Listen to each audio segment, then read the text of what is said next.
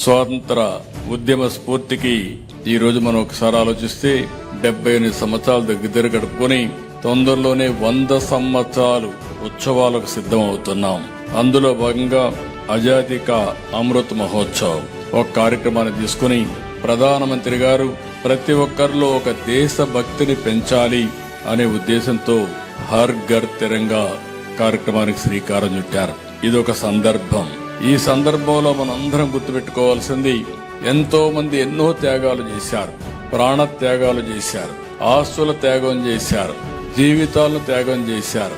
అందరి ఆలోచన ఒకటే, స్వతంత్ర భారతదేశం మా హక్కు, వేరే వాళ్లు పరిపాలించడానికి వీలు లేదు, మేము పరిపాలించుకుంటామనే ఉద్దేశంతోనే ఆ రోజు స్వాతంత్రం కోసం పోరాడారు.